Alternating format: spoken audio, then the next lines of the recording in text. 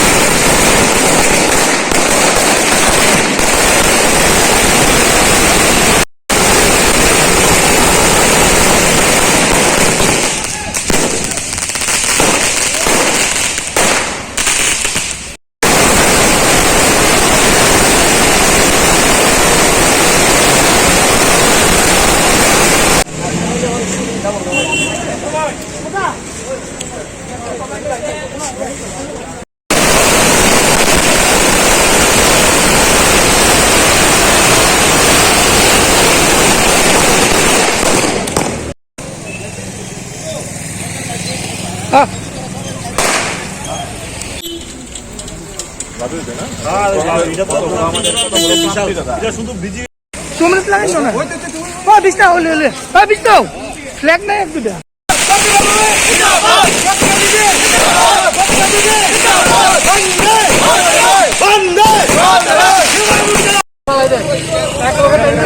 দাও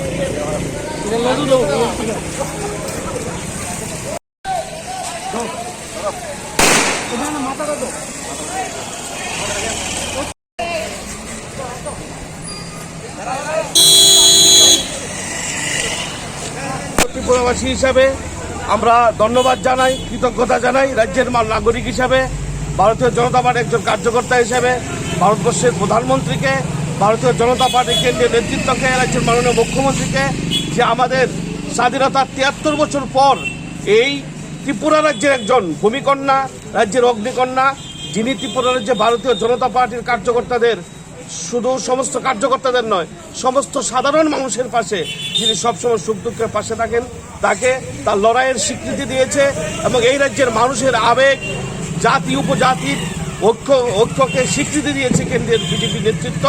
আমাদের কেন্দ্রীয় মন্ত্রী করেছেন প্রতিমা ভৌমিক মহোদয়াকে।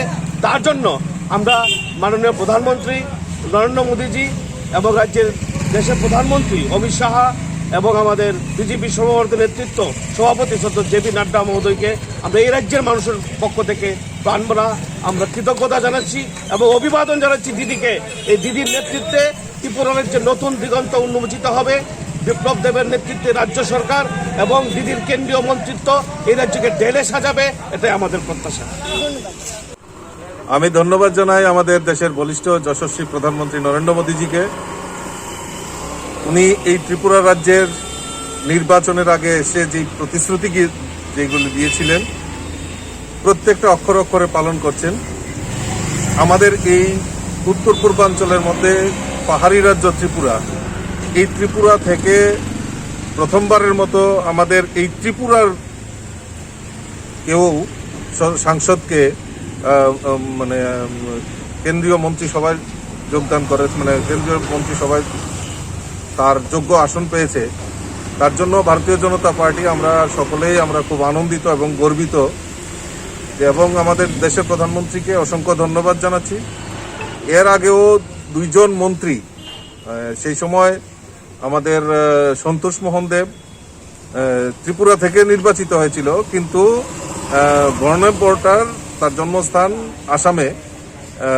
এর আগে একজন সেন, যিনি ত্রিগুণা সেন, তিনি মন্ত্রিত্ব ছিলেন, কিন্তু এই ত্রিপুরার মাটিতে জন্মগ্রহণ করে ত্রিপুরার আমাদের সবার প্রিয় প্রতিমা ভৌমিক, যিনি পশ্চিম ত্রিপুরা আসনের সাংসদ, ওনাকে মন্ত্রিত্ব দিয়েছেন। আমরা দেশের প্রধানমন্ত্রী নরেন্দ্র মোদীজিকে ধন্যবাদ জানাচ্ছি। পাশাপাশি আমাদের ভারতীয় জনতা পার্টির সকল স্তরের কার্যকর্তা, এই যে আমরা যে স্লোগানটা দেই যে ভারতীয় জনতা পার্টি কার্যকর্তাদের পার্টি, এইটা আবার প্রমাণিত হয়েছে যে এই কার্যকর্তার দীর্ঘদিনের ভারতীয় জনতা পার্টি একসঙ্গে আমরা রাজনীতিটা শুরু করেছিলাম 91 থেকে, আজকে তার সুযোগ্য সম্মান পেয়েছে। আমি প্রতিমা ভৌমিককেও শুভেচ্ছা জানাচ্ছি, অভিনন্দন জানাচ্ছি, এবং আমরা ভারতীয় জনতা পার্টির সকল স্তরের কার্যকর্তা, আমার সঙ্গে যুব মোর্চার ভাইয়েরা রয়েছেন, তারাও আনন্দের সহিত উৎসাহের সঙ্গীত অপেক্ষা করছেন যে উনি কবে দিল্লি থেকে আসবেন, সেই সময় একটা ওনাকে সম্বর্ধনা দেওয়া, ওনাকে শুভেচ্ছা জানানো, সেই জন্য অধীর আগ্রহ অপেক্ষা করছেন ওনারা। তা আমি দেশের প্রধানমন্ত্রীকে অসংখ্য ধন্যবাদ জানাচ্ছি, এবং প্রতিমা ভৌমিককে আমি শুভেচ্ছা ও অভিনন্দন জানাচ্ছি। এতে ত্রিপুরার উন্নয়ন কিরকম হতে পারে? ত্রিপুরার উন্নয়ন তো নিশ্চয়ই হবে, কারণ ত্রিপুরার উন্নয়ন কিন্তু থেমে নেই। আজকে আমরা ডাবল ইঞ্জিনের সরকার বলছি।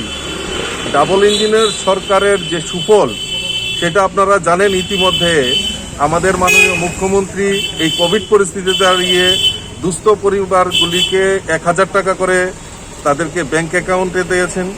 তৎসঙ্গে প্রায় 1200 টাকার একটা কিট রেশন সামগ্রী আমাদের মাননীয় মুখ্যমন্ত্রী প্রত্যেকের বাড়িতে বাড়িতে পৌঁছে দিচ্ছে।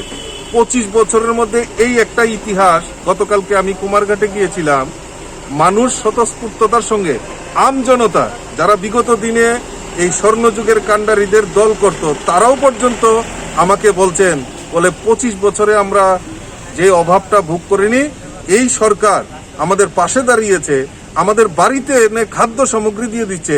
এটা যে সরকার করতে পারে তাদের মধ্যে কোনো রকম আইডিয়া ছিল না, তাই এই সরকারকে ধন্যবাদ জানিয়েছে। আমি যেটা বলছিলাম, এই ডাবল ইঞ্জিনের সরকার, এই যে প্রায় 7 লক্ষ পরিবারকে 1000 টাকা করে দেওয়া, 1000 টাকার মতো রেশন সামগ্রী 7 লক্ষ পরিবারে, 140 কোটি টাকা রাজ্য সরকারের খরচা হয়েছে। এই যে ডাবল ইঞ্জিনের সরকার, সেটা আমরা সুফল পেতে চলছি। শুধু তাই নয়, রাজ্যের উন্নয়নের ক্ষেত্রে ন্যাশনাল হাইওয়ে, ব্রডগেজ কানেক্টিভিটি, আমাদের রেলের কানেক্টিভিটি, এয়ারওয়েজ কানেক্টিভিটি, জলপথের কানেক্টিভিটি, আমরা আমাদের প্রধানমন্ত্রী যে হীরার কথা বলেছিলেন, বাস্তবায়নে এই ত্রিপুরা রাজ্যের মানুষ তার রূপরেখা দেখতে পাচ্ছে। এবং তার সঙ্গে আরেকটা পালক যুক্ত হয়েছে, আমাদের সেন্ট্রাল মিনিস্ট্রিতে, কেন্দ্রীয় মন্ত্রিত্বে এই ত্রিপুরার পশ্চিম আসনের সাংসদকে সংযুক্ত করায় আমরা ত্রিপুরা রাজ্যের উন্নয়ন, যেটা আমরা প্রকৃত অক্ষরে, যেটা আমাদের মাননীয় মুখ্যমন্ত্রীও বারবার বলছেন, এক ত্রিপুরা শ্রেষ্ঠ ত্রিপুরা, সেই গড়ার লক্ষ্যে আমরা এগিয়ে যাব।